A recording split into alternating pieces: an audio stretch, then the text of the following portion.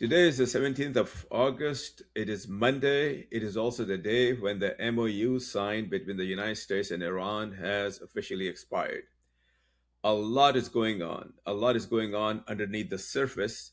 And we are here with our esteemed uh, analyst, somebody who you recognize with great confidence, and somebody we recognize as our great contributor and founding member, Larry Johnson, to describe what actually is going on as the world keeps changing, as Trump keeps fledgling, and Iran keeps becoming more and more strident in its attitude.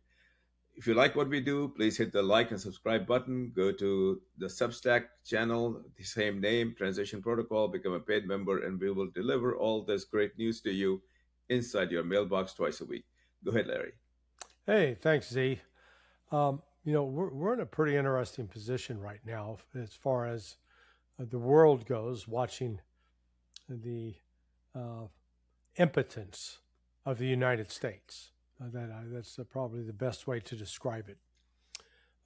The impotent rage expressed by Donald Trump today against Oman, vowing that he's going to bomb Oman for some unknown reason. So what that tells me is that the negotiations between Iran and Oman regarding the Strait of Hormuz, charging fees, is apparently progressing. It sounds to me like Trump received a briefing, maybe an intelligence briefing, explaining that Oman and Iran are near an agreement, and this agreement includes fees that will be collected on ships wanting to enter or leave the Strait of Hormuz. We still don't, neither you nor I nor Pepe have any details on that yet, whether they're only going to charge a ship when it comes in, or if they're going to charge a ship when it goes out, depending upon what it's carrying. That certain cargoes carry more dollar value than other cargoes.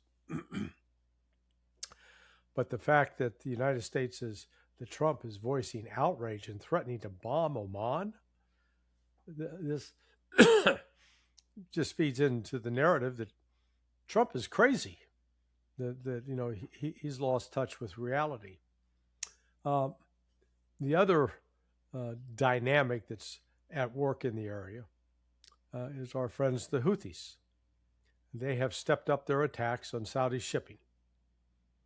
Now, all this takes place against the backdrop of that, we'll call it I call it the Me Too agreement, ME, Middle East Treaty Organization, MITO, or Me Too. But the agreement signed in Mecca between Pakistan, Turkey, and Saudi Arabia.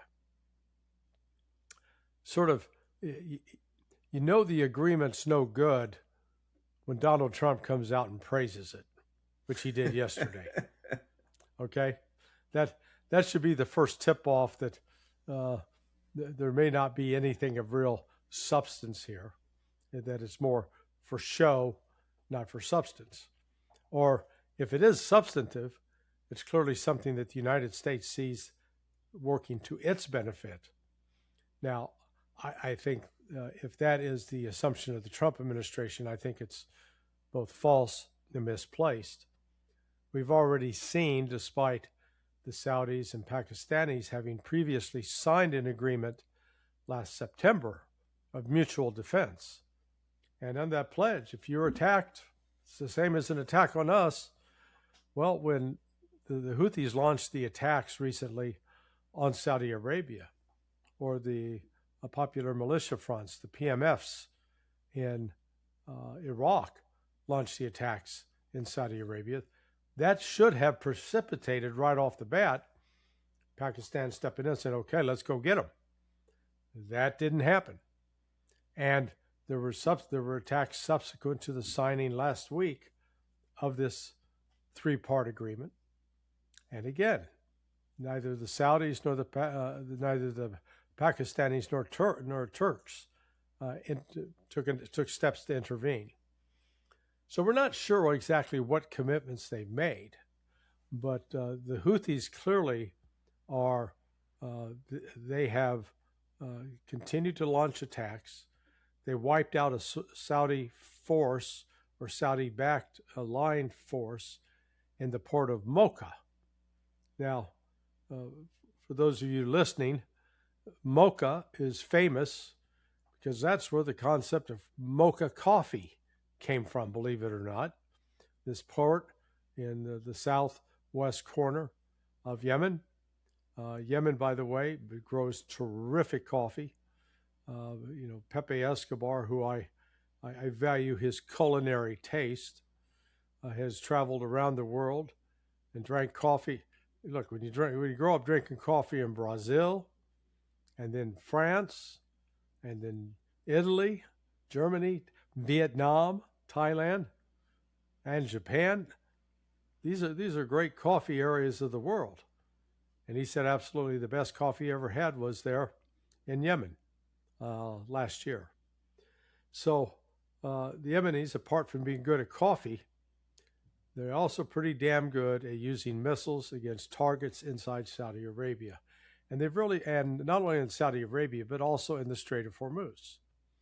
So this has continued to disrupt the global supply of oil. The Turks, Pakistanis, and Saudis have pledged to carry out joint military operations. I've worked in those kinds of operations for 23 years. I got a quarter of a century experience scripting them and executing them. And unless those three countries have already been engaged in planning for such an activity, such an exercise, the minimum, it's going to be 12 to 18 months before they're actually able to do anything. And what they'll discover out of that exercise is, I can already predict the one big problem will be interoperability of equipment. Because the Turks, as a NATO country, rely in a large measure on U.S. equipment and meeting U.S. standards. Saudis, likewise, are heavily U.S. dependent. Pakistan, by contrast, has a mix, but it is largely more skewed towards China. So just the differences, if nothing else, in communication systems requires, and that's why you do the exercises, to figure out, okay, how do we work through these things in which not compatible? That will be a challenge. But my point in this is they don't represent any kind of immediate threat right now, or on the verge of taking some sort of action right now that would add to the tension in the region. I don't think.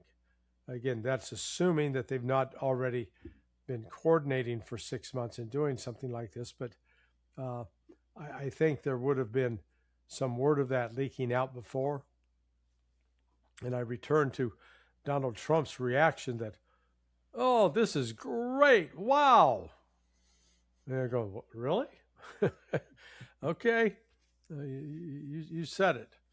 Now, Iran, the entire issue about the MOU and the 60 days, I think that's been pretty widely misunderstood.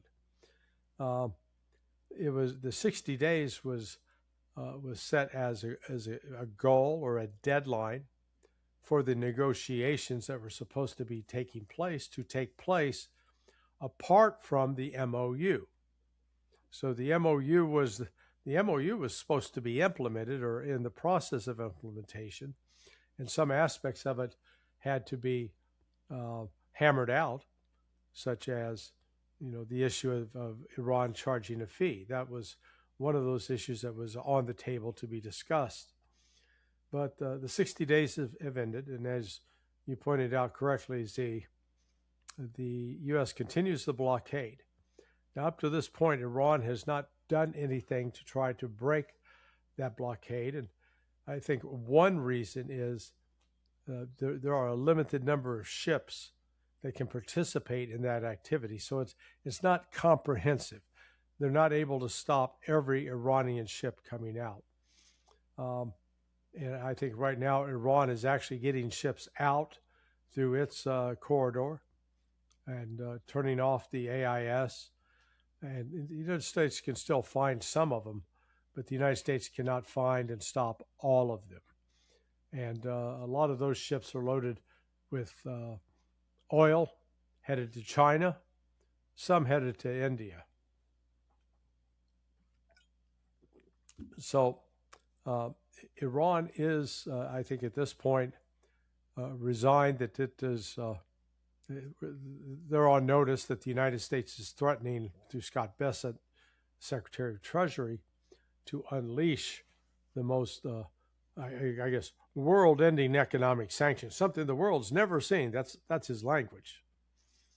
You know, sometimes you got to wonder, is this guy doing illegal drugs in his office? You know, something that, you know, or maybe drinking a little of excessively of an adult beverage, because this is almost crazy talk. The notion that the United States is going to isolate Iran ignores the fundamental changes that are taking place within the world of BRICS. And even though India is the president of BRICS, this, you know, holds the current term or presidency, even in spite of some of India's foot dragging or India's lack of response, BRICS is moving forward on the economic front in a big way. Chinese banks are playing more and more a growing and important role in settling payments on international trade. The cross-border interbank payment system that China has set up is operating as a big alternative to SWIFT. Iran, for its part, is no longer taking payment, if it can avoid it, in U.S. dollars. Instead, it's doing almost all trade in the Chinese currency or the Russian currency. So this, the notion that Iran can now be isolated economically is just a failure to understand how the world has changed. 10 years ago, 11 years ago, in 2015, yeah, they could have done it, because at that time, in addition to the United States and to Europe, both China and Russia were willing to impose sanctions on Iran if it didn't comply with the JCPOA. But now what has happened? China and Russia have completely rejected the attempt to snap back sanctions on Iran under the JCPOA. They've accused the West of bad faith. And now Russia and China are freely and openly trading with Iran. So it puts Iran in a much stronger position economically than it was 2 years ago, 8 years ago, even 10 years ago, because it has these trade routes open with Russia and with China and with Pakistan. Pakistan in particular has stepped up, opened up 6 land routes using ports in Pakistan on the Indian Ocean, so that the goods are loaded up on primarily trucks and then shipped west into Tehran. So I'm curious to see what Bessent's going to come up with. I think what he'll try to do is punish third parties, punish countries that deal with Iran. Well, you know, if China is getting oil, I don't see. I mean, if India is getting oil from Iran, I don't see India turning his nose up and saying, no, we don't want your oil. They're absolutely going to continue to take it, to buy it, and use it. The real thing that's going on right now, that I'm sure you remember the pictures out of Thailand when the tsunami hit. My goodness, that's like 14 years ago now. And people were sitting on the beach and everything seemed calm. In fact, the water was running away from them. They had big expanse of beach. They're going, man, this is great. This is unusual. That was the warning sign that this giant tsunami was going to sweep in. And if they were still on the beach, it would kill them. drown them, destroy their lives and their families' lives. Well, the what's been going on the last 6 months since the start of the war against Iran by the United States and Israel, and then the cutting off of supplies coming out of the Strait of the Persian Gulf by closing the Strait of Hormuz, uh, Iran has effectively initiated a tsunami. This period from February 28th till now, think of that as the water has been withdrew from the beach. And things is something like Trump, oh, the stock market is soaring, we're doing great. But all the warning signs are starting to bubble up. There's an ETF traded fund that deals with oil tankers. And its price is reflective of what the price of oil is for those oil tankers. In early February, the price of that ETF was $67. Today, $387. It's gone up that much. The price that people are having to pay, that someone wants to just buy a barrel of oil off a ship, some prices are estimated as high as $260. So what has happened is this shortage of crude that was unique to the Persian Gulf has now created a shortage of diesel and aviation fuel that is global. Global. It's not a matter that it's not, oh, all we got to do is pump more oil, we can make up. No, we can't make up the difference. That's the point. There's no more to be had in lieu of what was coming out of the Persian Gulf. So that's problem number one. You can't replace that. Problem number two is the number of refineries built around the world are the majority are set up to deal with this heavy crude, the sulfur, that has a high in sulfur content. And it's out of that they produce diesel and aviation fuel. So it's not like they can take the lighter oil that comes out of Texas and just automatically plug it into one of these refineries and voila, you've got diesel and aviation fuel. It's not that easy. It's actually created a genuine shortage. So we're on the threshold of a global economic recession, if not already fully embroiled in that recession, and the stock markets, the derivative markets, basically the legalized casinos that pass for sophisticated investing, they're very likely to experience a crisis on par with what happened in 2008 during the mortgage swap debacle. So throughout this, if there are economic problems to come, Iran's not going to be the only one sharing them. And I think Iran right now is actually well positioned to mitigate a lot of that pain. And it's the United States itself that's going to find a lot more pain than what Iran is dealing with, which will then cascade into what can the United States do militarily. So we're at a sort of wait and see. I think the next potential shoe to drop will be if Iran decides to start targeting U.S. naval warships who are trying to blockade shipments out of Iran. That could be the next flashpoint. Well, Larry, I agree with everything that you said, and I would like to add some context to it.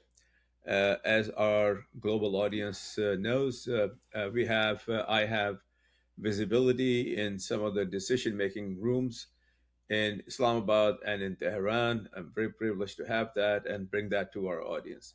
So, in the last couple of days, even though I've been recovering from spinal surgery that has caused me quite a bit of pain, I found it necessary to pay close attention to everything I heard.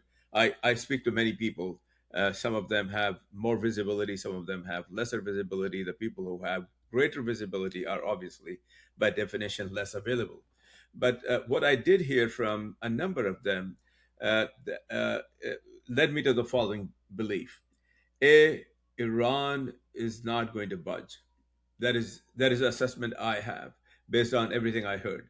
I also heard very clearly that leader Mojtaba has gained all the power that he needs to put Iran in a strategic direction away from the United States, away from its vulnerability to the sanctions that have been going on for 50 years.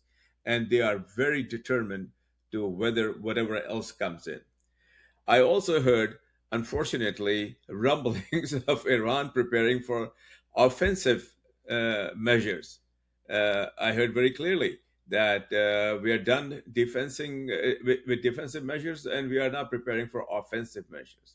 Now, obviously, what that means is that maybe, perhaps, they're going to sink one, at least try to sink one American ship. Now, if that happens, as everybody would know and agree, is going to be the start of a new round of disastrous operations that will not be good for all of us. Uh, Things I heard from Islamabad is that a delegation is still planning to arrive in Islamabad, led by Galibaf, number three man, and Arakchi, number two man, number four, and 21 man delegation, a 21 person delegation, high powered, having a big agenda to talk to civilian leadership, military leadership. So my assessment is that regional cooperation is becoming the dominant feature of what goes on in Iran, Pakistan, Riyadh, Oman, elsewhere. I also heard remarkable comments that this alliance between Turkey, Pakistan, and Saudi Arabia is going to be meaningful. I mean, even though you are correct to point out that Trump praised it, who knows why, and is a cause of concern as to why he likes this kind of arrangement. So, my assessment exactly the same as yours. We are looking at still waters, literally, of the ocean, and God only knows what is going to happen next. Yeah. And it may not be a good omen. The the at this point, um, Iran appears to be fully confident in the decisions that it's making. That it's not uh, it is not coming across as if it's lost, trying to get some direction from some other country. They appear to have said, okay, this is the path we're going. This is how we're going to get there, and we're going there regardless whether anybody else likes it or not. So I think it does the prospect of them warning the United States before striking a ship is possible. They will. I do think Iran will move to lift the blockade if the blockade is actually serious. Um, because you can't believe Trump when he says, "Oh man, we've got the best blockade in the world," but we're already witnessing on the U.S. side the complete breakdown of the logistics operation to supply ships with adequate food and other items that crew members need in order to subsist. And this condition is not, there's been a lot of reporting about the Abraham Lincoln, but the reality is this goes far beyond just one ship. It is affecting all of the ships, particularly all of the ships that are deployed now off the coast of Iran and Pakistan and Oman, the U.S. ships, because the U.S. lost key warehouses in Bahrain and Oman that provided first pickup, a place where you'd go and restock on food and other essential items. That's number one. But then number two, the United States, and this predated Trump. This goes back at least 10 years to probably the presidency of Barack Obama. when the decision was made to cut uh, fast combat supply ships. Well, at the time they had four, and they said, we're going to get rid of two because we can save $30 million apiece. That way we'll have more money to buy Tomahawk missiles that we can't make. So right now, the United States Navy is in a very, very tough position of not being able to adequately resupply the ships that are forward and engaged in these operations. And, so that it is up in the air whether or not the United States will try to boost its presence and adopt a more aggressive attitude with Oman. If it does, it's just, I got to say, that's the craziest damn thing I've ever seen. Well, I can add a couple of additional points to what I just said earlier and in support of what you have just said right now, Larry. I'm extraordinarily confident in the following. Uh, Very confident to report that Mojtaba Khamenei has recovered from whatever wounds he suffered. There were quite serious wounds. And not only that, he's strident, very strident. Uh, I'm fortunate to have visibility into very close circles to Mojtaba. And each one of them tell me that this is a man who's energized, almost as if he is on a mission to accomplish his destiny. And not only that, with the appointment of Mohsen Rezai, he now has a very firm right hand person who sees and believes in his mission and is capable, very capable, of utilizing all the powers of IRGC to implement what Mojtaba wants. Mujtaba also has developed a good working relationship with President Pezeshkian, which previously had frayed, but Pezeshkian has come on board. So all of this leads me to believe that there is very little give on the part of Iran right now. Iran also has developed an extraordinary relationship with Mohsen Naqvi of Pakistan, with Field Marshal Asim Munir, with the Pakistan civilian leadership, and that has become a backbone. Even though it has routes open to Russia, China, but the Pakistan border, the Pakistan openings are a real backbone that is not going to waver. They Yeah. are also on board with the mission, so to speak. So that could lead to two outcomes. I mean, maybe Trump finally realizes that he is cornered, finally realizes that he has nowhere else to go other than to accept some kind of a dignified exit, which, I mean, who can guess what he's going to do? Well, let me interject there that again, Marjorie Taylor Greene raised an issue in a Truth Social post or an X tweet, I guess, an X uh, article or note that she posted. On Saturday and maybe into Sunday, Trump held a meeting at Camp David, the presidential retreat, with several of his key aides, national security aides.